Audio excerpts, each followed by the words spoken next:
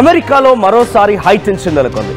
నాకు తెలిసి మొట్టమొదటిసారిగా అమెరికా రాజ్యాన్ని పరిపాలిస్తున్నటువంటి ఒక పాలకుడు అతి తక్కువ సమయంలో ఇన్ని నిరసనలు, ఇంత పెద్ద ఎత్తున ఒక ఆందోళనలు ఎదుర్కోవడం అనేది. డొనాల్డ్ ట్రంప్ ప్రమాణ స్వీకారం చేసింది జనవరి 20, 2025.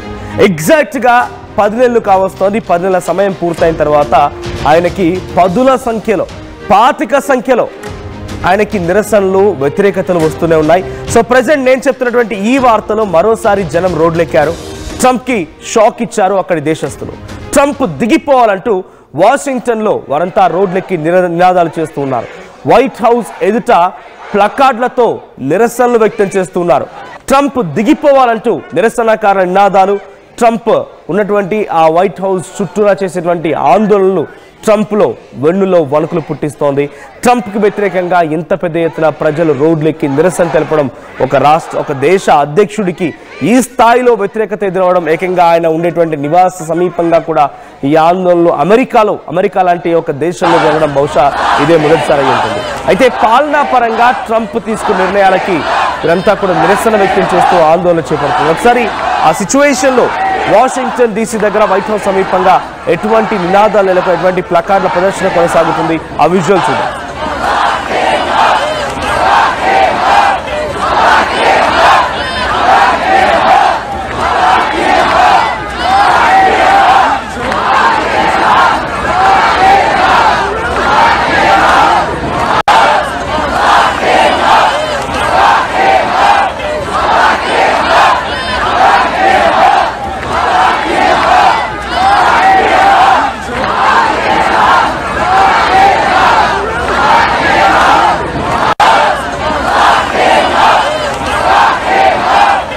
సో ఇది అక్కడ నినాదాలు. నో కింగ్ నో, మాకు రాజొద్దు, మమ్మల్ని పరిపాలించేటువంటి పాలకుడు కావాలి, మాకు సంక్షేమం అందించినటువంటి వ్యక్తి కావాలి, మమ్మల్ని సుభిక్షంగా చూసుకునే వ్యక్తి కావాలి. నో కింగ్ నో, మాకు రాజొద్దు. ఇది అక్కడ నినాదాలు కొనసాగుతున్న సిచ్యువేషన్. మీరు చూడండి ఎంతమంది జనం అక్కడికి చేరుకున్నారో. 10 నెలల్లోనే ఆయన చేసినటువంటి నానా హైరాణ మామూలు కాదు. మొదటగా వచ్చి రాగానే బర్త్ రైట్ సిటిజన్షిప్ అని మాట్లాడుకొచ్చారు. ఆ తర్వాత అక్కడ ఉన్నటువంటి ఇమిగ్రెంట్స్ మొత్తాన్ని కూడా తరలించడం కోసం కాలిఫోర్నియా, లాస్ ఏంజలస్ లాంటి ప్రాంతాల్లో ఇమిగ్రేషన్ అధికారిని డిప్లాయ్ చేయడం. ఆ తర్వాత దేశంలో ఆర్థిక స్థితిగతులను పెంపొందిస్తున్నటువంటి పేరిట ఇతర దేశాలపై టారిఫ్లు పెంచడం. తర్వాత H1B వీసాలని పూర్తిగా రద్దు చేయడం. లోపల మొన్నటి వరకు మీ అందరికీ తెలిసిందే షట్ డౌన్ సిచ్యువేషన్ కొనసాగింది. షట్ డౌన్ విషయంలో ఎంతటి ఒక ఆందోళన జరిగే విధంగా, ఆందోళన రేకెత్తించే విధంగా విమాన ప్రమాదాలు జరిగాయి, విమానాలు రద్దు జరిగింది. అధికారులు అందరూ కూడా కార్యాలయాలకి తాళాలు వేసుకొని వెకేషన్లు భాగంగా ఎలా వెళ్ళారో చూసాం. సో ఒకటి కాదు, రెండు కాదు, డొనాల్డ్ ట్రంప్ గురించి చెప్పుకుంటూ పోతే చాంతాడంత కథే ఉంది. రాస్తే పుస్తకం అవుతుంది, తీస్తే సినిమా అవుతుంది. ఈ 10 నెలల సమయాల్లోనే ఆయన చేసినటువంటి నానా పాపాలే ఈరోజు ఆయన వెంటాడుతూ ఉన్నాయి. అనవసరంగా రష్యా ఉక్రెయిన్ యుద్ధంలోకి వచ్చాడు. సరే, వచ్చాడు, వచ్చి ఏం చేశాడు మరి? యుక్రెయిన్ లాంటి దేశానికి ఒక అగ్రిమెంట్ కుదుర్చుకొని 50-50% అంటే 50-50 వాటాలతో నుంచి రేర్ ఎర్త్ మినరల్స్ పేరిట ఎర్త్ మినరల్స్ని ఎక్స్కేవేట్ చేసి ఆ మినరల్స్ అన్నింటినీ అమ్ముకొని చెరిసగం కింద భాగస్వామ్యంగా తీసుకుందామని చెప్పి రష్యాతో విభేదాలు పెంచుకున్నాడు, చైనాతో విభేదాలు పెంచుకున్నాడు. భారత్ లాంటి highest supplier of food materials, Bharat లాంటి ఒక దేశం అత్యధికంగా వారి తిండి కోసం తినుబండారాలు పంపించిన దేశంతో టారిఫ్ పెంచి విభేదాలు పెట్టుకున్నాడు. సో ఆ విభేదాల నేపథ్యంలో అక్కడ తిండికి లోటుపాట్లు ఏర్పడ్డాయి. లోపల షట్ డౌన్ సిచ్యువేషన్ అనుకోండి. బర్త్ రైట్ సిటిజన్షిప్, కాలిఫోర్నియాలో ఎటువంటి ఆందోళన, లాస్ ఏంజలస్లో ఎటువంటి అగ్నికి లగిసిపడ్డాయి, అటవీ ప్రాంతం మొత్తం ఎలా దగ్ధమైంది, ఇవన్నీ కూడా ఆయన వచ్చిన తర్వాతనే, ఆయన అధ్యక్షుడైన తర్వాత నాటి నుంచే ఇటువంటి సంఘటనలు ఒకటి కాదు, రెండు కాదు, 10ల సంఖ్యలో చోటు చేసుకున్నాయి. నేషనల్ సెక్యూరిటీ ఏజెన్సీస్ అక్కడికి చేరుకున్నాయి. ఒక్కొక్కరికి కొన్ని డాలర్ల రూపాయలు ఒక రోజుకు చొప్పున ఇచ్చి నేషనల్ సెక్యూరిటీ ఏజెన్సీని డిప్లాయ్ చేసి అక్కడి ప్రజల్ని మొత్తాన్ని అణిచివేయడం, వారందరినీ ఇబ్బందులకు గురిచేయడం, ఇలా ఒకటి కాదు, రెండు కాదు, చాలా కోకొల్లుగా జరగడంతోనే, ఎవరు ఊహించని విధంగా ఇటువంటి సంఘటనలు జరగడంతోనే డొనాల్డ్ ట్రంప్కి చాలా తీవ్రమైన వ్యతిరేకత ఏర్పడింది. అయితే కొన్ని సంఘటనలు no kings June 2025 and October 2025 ఈ మధ్య కాలంలో నో కింగ్ అనేటువంటి పేరిట నిరసనలు కొనసాగుతున్నాయి. ఈ రోజు వరకు కూడా ఇంకా ఈ నో కింగ్స్ పేరిట నిరసన కొనసాగుతోంది. అక్టోబర్లోని సుమారుగా 17వ తేదీన, అక్టోబర్ 17, 16 ఆ తేదీల్లో ఒకే చోట చాలా పెద్ద ఎత్తున 5 నుంచి 7 మిలియన్ జనం, 5 to 7 millions of public gathering జరిగింది. వారంతా కూడా నో కింగ్స్ అనేటువంటి పేరిట ట్రంప్కి వ్యతిరేకంగా పోరాడిన వాళ్ళు.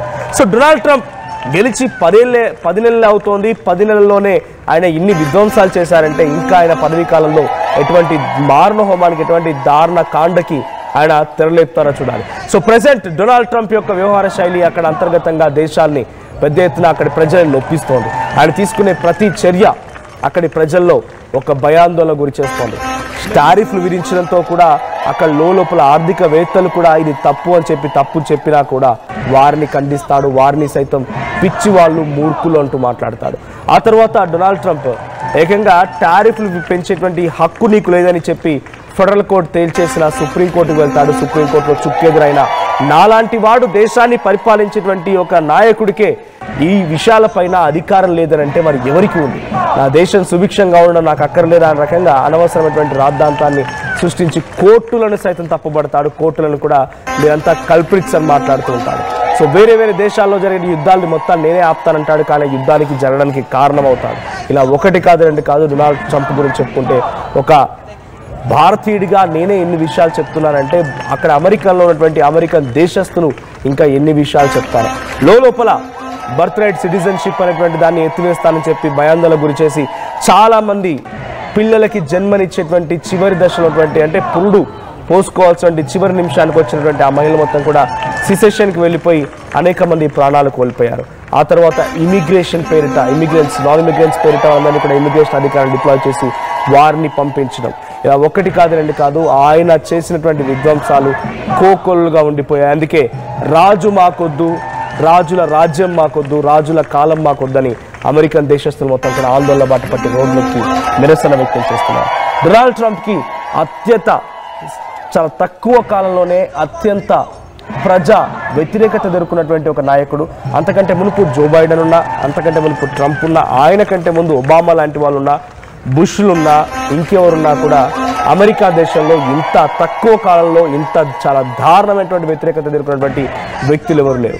డొనాల్డ్ ట్రంప్ యొక్క అహంకారమే డొనాల్డ్ ట్రంప్కి ఇంత వ్యతిరేకతని జమ చేస్తోంది. డొనాల్డ్ ట్రంప్ యొక్క ఒంటెద్దు పోకడలనే ఆయన్ని ఇంత వ్యతిరేకత వైపుగా నడిపిస్తూ ఉన్నాయి. సో చాలామంది దేశాధినేతలు, ఉదాహరణకి అటు రమాఫోసా సౌత్ ఆఫ్రికాకి సంబంధించిన అధినేత అక్కడికి వెళ్ళిపోయి ఆయనతో భేటీలో కూర్చున్నప్పుడు ఆయనతో మాట్లాడాల్సిన మాటలేంటి?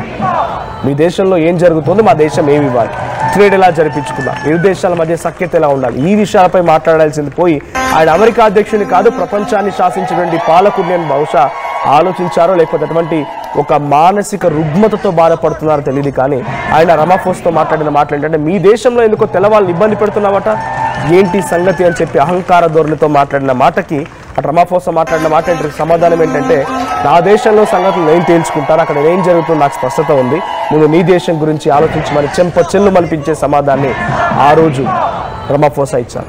ఇక ఉక్రెయిన్ అధ్యక్షుడిని పిచ్చివాడంటూ సంబోధించిన ఆ సమాధానానికి ఆయన కూడా అహంకారి అని చెప్పి డొనాల్డ్ ట్రంప్ పైన మొహం పైన చెప్పేసి అక్కడి నుంచి వెళ్ళిపోయాడు.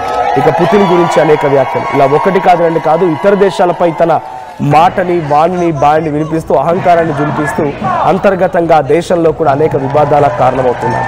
గన్ కల్చర్ పెరిగిపోయింది. అమెరికాలో గన్ కల్చర్ ఏ స్థాయిలో పెరిగిపోయిందంటే భార్యాభర్తల మధ్య జరిగేటువంటి విభేదాలలో కూడా అక్కడికి వచ్చి ప్రమేయం అంటే జోక్యం చేసుకొని పోలీస్ అదుపులో చేసే ప్రయత్నం చేస్తే ఆ భర్త పోలీసులపై దాడి చేసేది.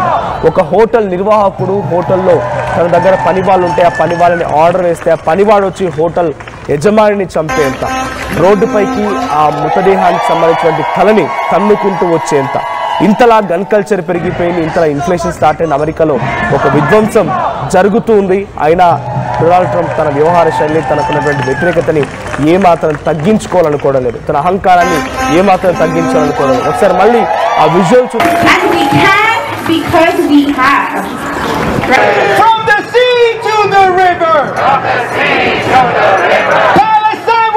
డొనాల్డ్ ట్రంప్ కి వ్యతిరేకంగా ఎంతటి నిరసనలు జరుగుతున్నాయి అక్కడ మనం చూస్తున్నాం. ఆయన్ని కన్విక్ట్ చేయండి, ఆయన చేసినటువంటి తప్పులకి ఆయనని శిక్షించండి అనేటువంటి నిరసనలు కూడా అక్కడ కొనసాగుతున్నాయి.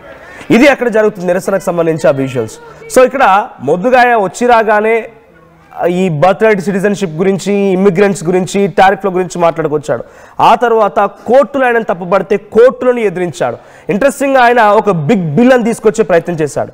ఆ బిగ్ బిల్ని ఆయన వెంటే ఉండి ఆయన కోసం ప్రచారంలో పాల్గొని ఆయన గెలిపించడానికి కృషి చేసినటువంటి టెస్లా అధినేత, ట్విట్టర్ అధినేత ఎలాన్ మస్క్ సైతం మొండి చేయి చూపించాడు. ఎలాన్ మస్క్ ఏమన్నాడంటే, dose department of government efficiency అనే పేరిట ఒక ఆర్గనైజేషన్ ఏర్పాటు చేసి దాని ద్వారా ప్రభుత్వం నిధులు సమకూర్చుకోవడం ఎలా, ప్రభుత్వం ఇప్పుడు ఏ విషయాలపై దుర్వినియోగం చేస్తోంది ఈ నిధులని, సో ఆ నిధులను తిరిగి ఉపయోగించుకోవాలంటే ఇలా చాలా కూలంకషంగా డోజ్ అనేది విశ్లేషించి ఒక విషయానికి ఒక నిర్ధారణకు వస్తే దాన్ని అమలు చేయాల్సింది డొనాల్డ్ ట్రంప్ బాధ్యత. సో డోజ్ అనేది వ్యవస్థ ఏర్పాటు చేసుకొని దానికి అధ్యక్షుడిగా ఎలాన్ మస్క్ నియమించింది కీలకమైన నేతగా. కానీ ఆ డోజ్ సూచించినటువంటి సూచనల్ని, సలహాలని మొత్తాన్ని పక్కన పెట్టారు. బిగ్ బిల్ అనేటువంటి పేరిట ఆ బిల్ను తీసుకొచ్చి యథేచ్ఛగా ఈరోజు ఇష్టం వచ్చినట్టుగా ఫ్రీబీస్ని ఇస్తూ రేపటి రోజున కంప్లీట్గా ఆ ఫ్రీబీస్ ద్వారా దేశం మొత్తం దివాలా తీసే పరిస్థితికి వచ్చిందనేటువంటి మాట ఎలాన్ మస్క్ మాట్లాడుకోవచ్చు. అంటే ఆయన వెన్నంటే ఉన్న వారే కూడా ఆయన విభేదిస్తున్న సిచ్యువేషన్ ఎంత అన్కంట్రోలబుల్గా అయిపోయింది అర్థం చేసుకోండి. ఇలా ఒకటి కాదు, రెండు కాదు, చాలా కోకొల్లుగా ఉన్నాయి. అనవసరంగా భారత్పై టారిఫ్ పెంచడం, చైనాపై టారిఫ్ పెంచడం, ఉగ్రవాదులైనటువంటి దేశాలకి, పాకిస్తాన్ దేశాలకి ఆయుధ సామాగ్రి అందించడం, టర్కీకి ఆయుధ సామాగ్రి అందించడం, మంచి వారికి చెడు చేయడం